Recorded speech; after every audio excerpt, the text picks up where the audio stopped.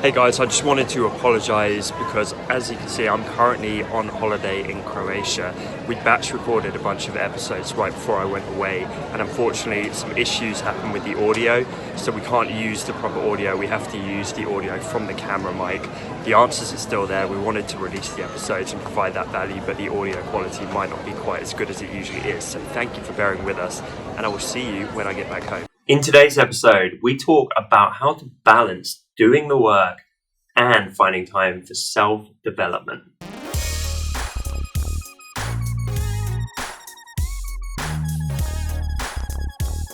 Welcome to episode 63 of the Honest Entrepreneur Show.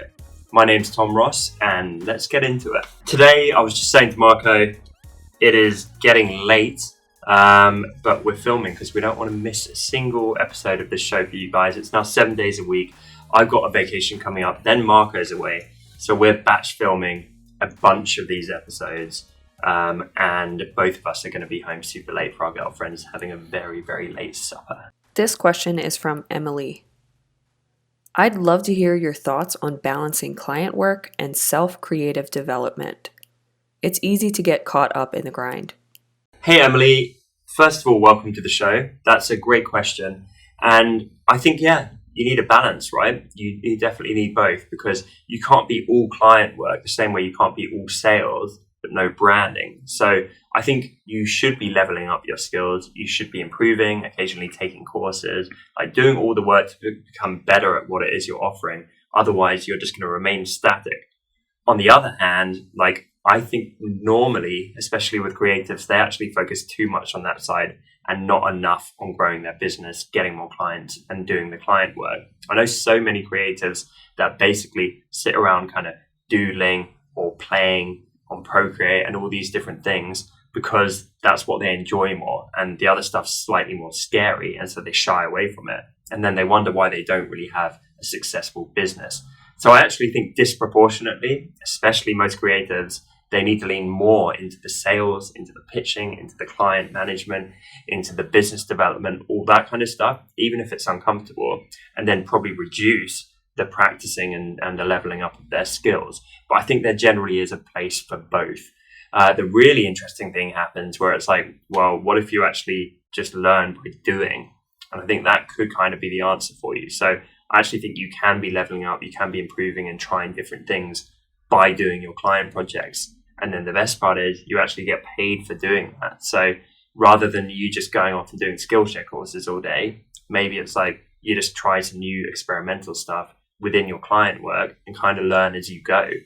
And that's on your client's dollar. And that's not in a terrible way, but it's like I would do stuff all the time. I might not be like instantly the quickest at it, but I would figure it out. And that is absolutely chargeable work.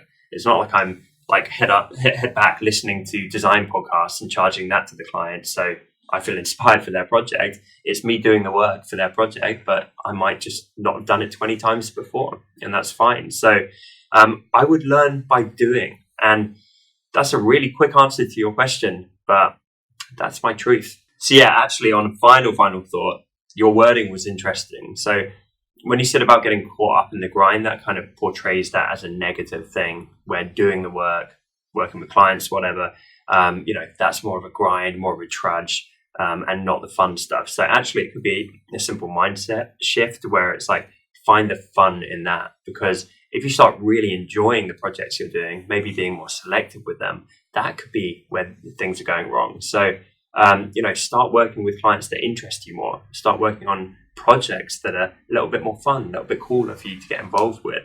And then you fix that problem because you can learn on the job, but it's not a grind anymore. Question of the day. How do you think your split is for everyone listening and watching in terms of like actually doing the work versus the self-development and improving of your skills? Give me like a number, 50-50, 60-40, 80-20. Let me know in the comments. Thank you so much for watching this episode. I appreciate you guys so much. I'm really enjoying the YouTube show. If you are too, then be sure to hit the subscribe icon and tick the little bell to get notifications when I post new content on this platform.